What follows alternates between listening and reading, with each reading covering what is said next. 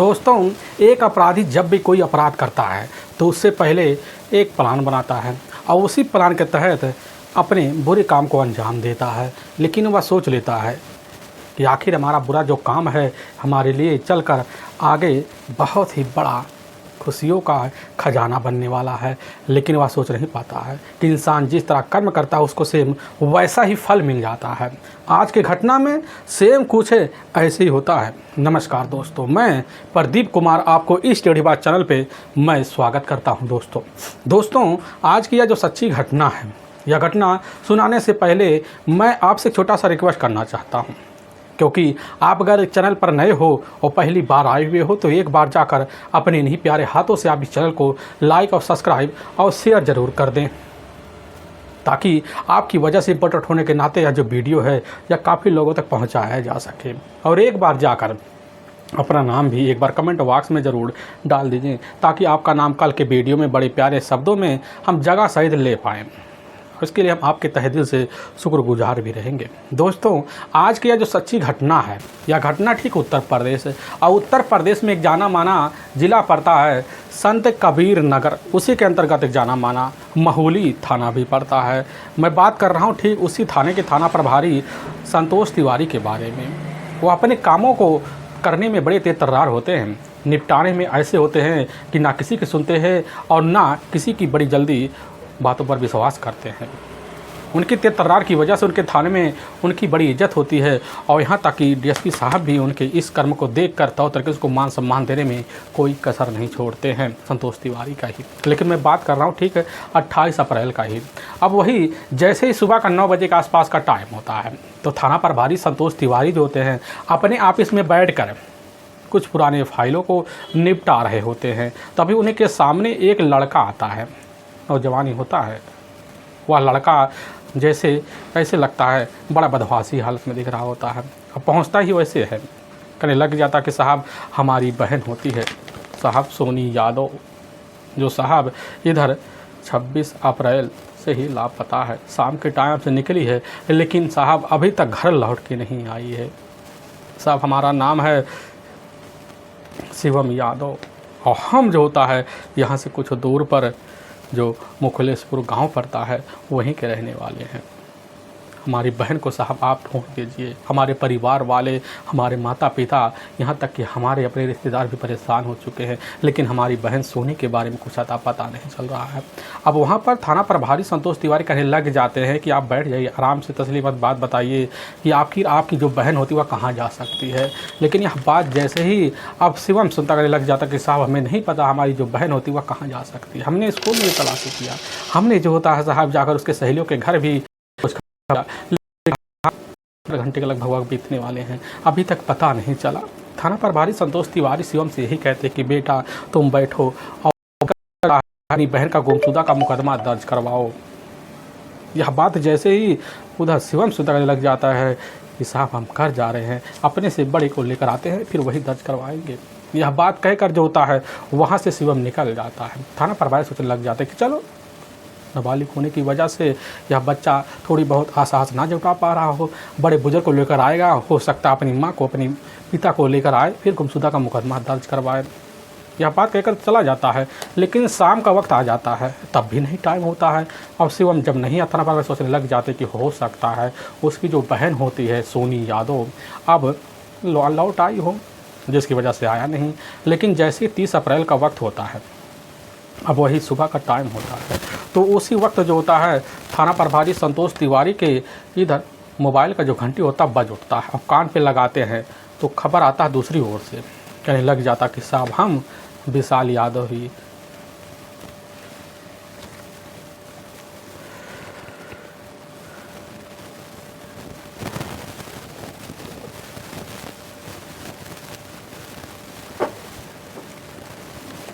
कहने लग जाता कि साहब हम शिवम यादव ही बोल रहे हैं। साहब 2 दिन पहले हम आपके पास गुमशुदा का मुकदमा अपनी बहन सोनी यादव का दर्ज कराने के लिए आए हुए थे, लेकिन साहब हमें जो होता है घर में कोई नहीं मिला आपके पास लाने के लिए। लेकिन साहब आज सुबह का जो टाइम होता है, अब उसी टाइम में जो होता है मौके पर हम अपने गांव के साइड में जो कुआनो जो नदी है वहाँ पर गए हुए थे। तो साहब हमारे नाकों में बड़ी तेज़ से गंध आती है और गंद अपने यार दोस्तों को भी सूचना हम भिजवाते हैं कि वहाँ से गंध आ रही है। हमारे यार दोस्त खबर पाते हैं, लेकिन साहब जैसे साइड पहुँचते तो वहाँ एक बोरी होता है और बोरी को साहब हम जिज्ञासावश खुलवा लेते हैं, लेकिन साहब उसी बोरी में न जाने क्यों हमें एहसास हो जाता कि लाश होगी और यह लाश डेड बॉडी किसी और की नहीं साहब हमारी बहन की हो सकती है।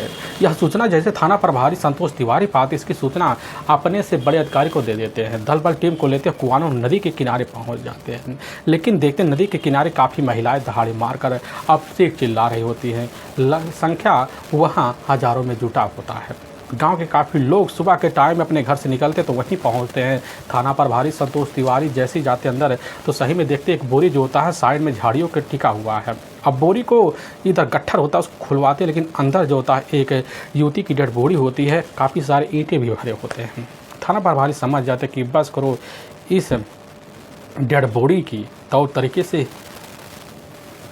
यहाँ छिपाने के लिए हत्यारा ने एक बहुत बढ़िया संड रचा होगा, क्योंकि ईंट डाल के डिबोने की कोशिश की होगी। लेकिन जैसे ही सामने कुछ कपड़े निकल के आते हैं तो पता चलता वह डेड बॉडी किसी और का नहीं होता है, बल्कि इधर शिवम की अपनी जो बहन होती है सोनी यादव की होती है, जिसकी उम्र लगभग अब 20 साल के आसपास होता है। थाना प्रभारी जब इस तरह का हश्र देखते स्थान से रह जाते हैं। पुलिस की जो टीम होती है तौर तरीके से साथ जुटाने की बहुत कोशिश करती है कि कोई सुराग मिल जाए हत्यारे के बारे में, लेकिन कोई सुराग नहीं मिल पाता है।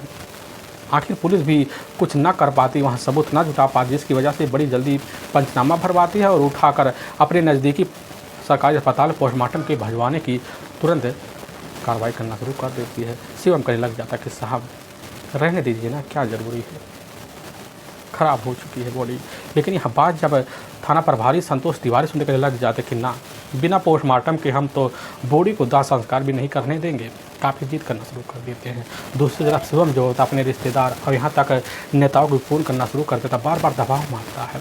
संतोष तिवारी के मन में उलझन बैठ जाती है, बस करो कुछ ना कुछ गड़बड़ है, और बिना किसी हिला वाली के किसी की भी नहीं सुनते, तेज-तर्रारी दिखाते हैं और तुरंत बॉडी का वही पंजरमा भराकर अपने नज़दीकी सरकारी अस्पताल में पोस्टमार्टम के लिए भिजवा देते हैं। शाम तक पोस्टमार्टम का रिपोर्ट सोनी यादव की बॉडी का आ जाता है। पता चलता है सोनी यादव की जो मौत हुई है वह सांस फूलने की वजह से और यहाँ तक कि गले की हड्डी टूटने और सर पर चोट लगने की वजह से हुई है।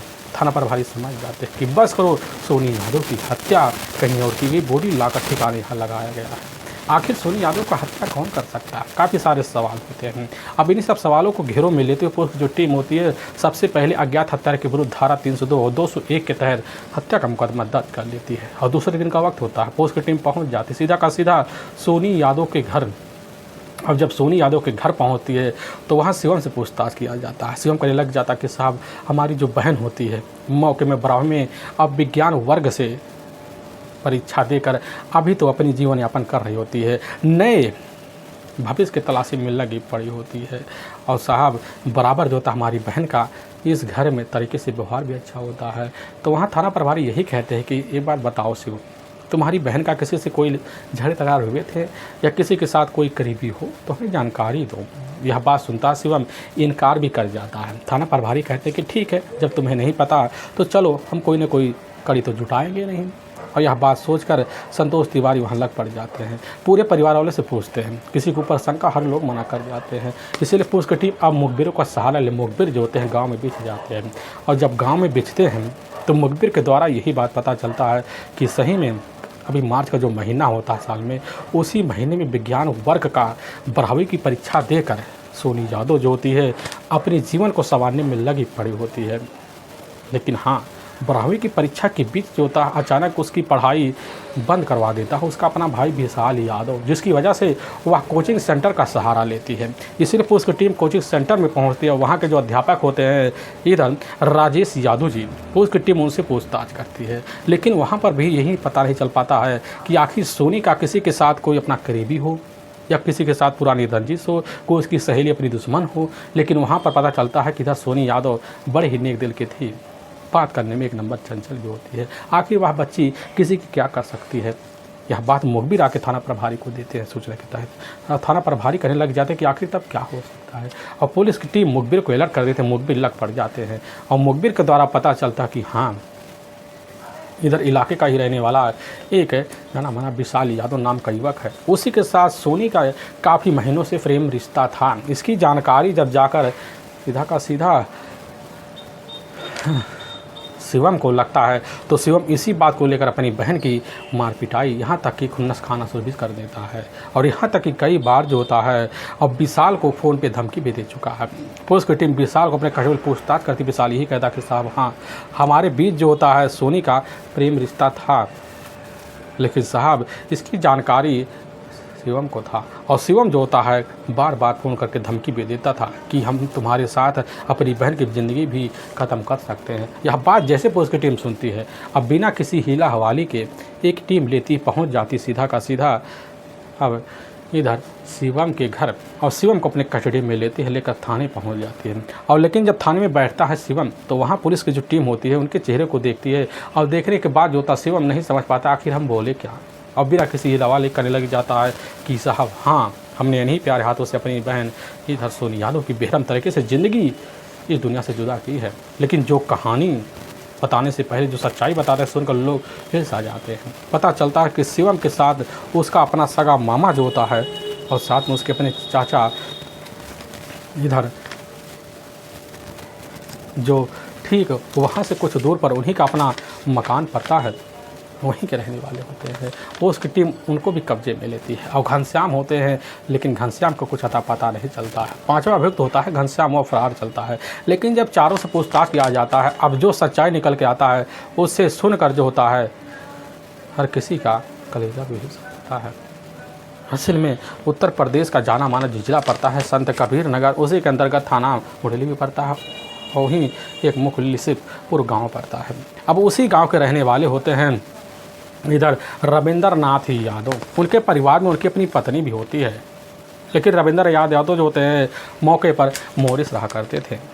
उनका जो होता है साल 2-2 साल बाद उनका घर आना जाना होता है। लेकिन उनके परिवार में उनकी अपनी एक इकलौती बेटी होती है सोनी यादव, और एक ही इकलौता बेटा होता है, वह भी यही विशाली यादव। घर में 2 बच्चे होते हैं, 2 बच्चों को पढ़ाई में वह पूरी तरह से अव्वल बना देते हैं। सोनी जो होती है अपने पिता के इस लगन को देखकर वह खुद पढ़ाई में लग पड़ जाती है और विज्ञान वर्ग से और जाकर मौके पर क्लास करना भी शुरू कर देती है। तौर तरीके पर ज़िंदगी बिताती है और इधर वक्त बीतता है।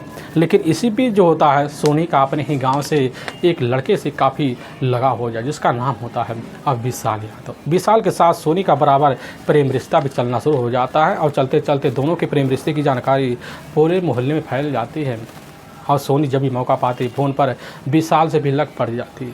और विशाल जो होता तौर तरीके से सोनी को अपनी जीवन अर्धांगिनी बनाने का वादा भी कर चुका होता है। दोनों के रिश्ते चलने लग जाते हैं, और फ़ोन पर जब भी मौका पाती सोनी विशाल से लग पड़ जाती है। तभी एक रात जैसे रात के 11 बजे के आसपास का टाइम होता है, उसी वक्त शिवम जो होता है अपनी बहन सोनी को मोबाइल पर बात करते हुए देख लेता है, और बातों को बड़ी ध्यान से सुनता है। पता चलता वह युवक है, और जैसे ही फ़ोन को अपने हाथ में लेता पूछताछ करता तो वह कहने लग जाता कि हमारी सहेली है, लेकिन कॉल कर देता है। पता चलता है बात तो शिवम ही अपनी बिरादरी का उसी समय बनना जाता है, और कहने लग जाता कि सोनी आज के बाद बात बंद करो। लेकिन जब सोनी सुनने कहने लग जाती बात नहीं बंद कर सकते भैया जी, हमारी शादी तो होगी उससे होगी, नहीं तो अपनी जीवन लीला समाप्त कर लेंगे, नहीं तो फिर इस घर से रफा दफा हो जाएंगे।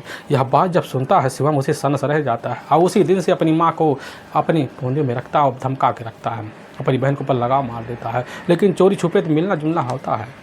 लेकिन इसी बीच जैसे ही कुछ महीने रह जाते घटना के, तो उसी वक्त जो होता है अब रविंद्र नाथ यादव मोरिस वापस आ जाते हैं। अब 2 से 3 साल बाद वापस आने की वजह से अब इधर जो होता शिवम अपने पिता के साथ हल्ते खेलने में उलझ जाता है, क्योंकि शिवम नहीं चाहता था कि बहन की इस बारे में सच्चाई पिता को पता चले, नहीं तो उनके दिल पे क्या बीतेगी, जिसकी वजह से घर में खुला छूट पा जाती है। और फिर सोनी तौर तरीके से विशाल से मिलने जुलने में कोई कसर नहीं छोड़ती है, मुलाकातें बढ़ जाते हैं, फर्राटे भरना शुरू कर देती है।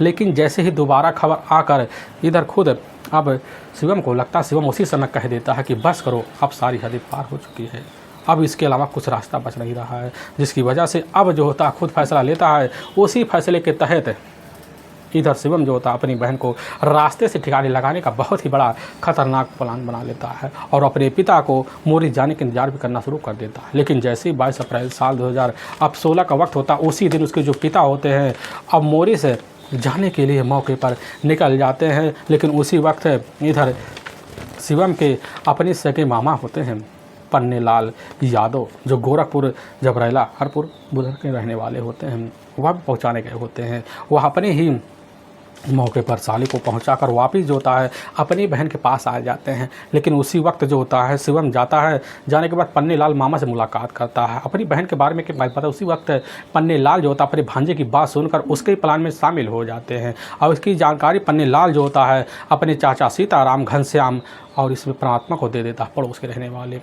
और सारे के सारे मिलकर पांचों के इधर प्लान बना लेते हैं, मौके इंतजार करते हैं। लेकिन जैसे 26 अप्रैल 7/2016 का वक्त होता है, उसी वक्त जो होता है इधर खुद अब शिवम अपनी बहन को अपने घर से निकलते देख लेता है और पीछा करना शुरू कर देता है। और जैसे पीछे करने लग जाता है तो उसी वक्त पीछा करते करते और सीधा का सीधा अपने गांव के बाहर जो नदी होता है उस किनारे पहुंच जाता है।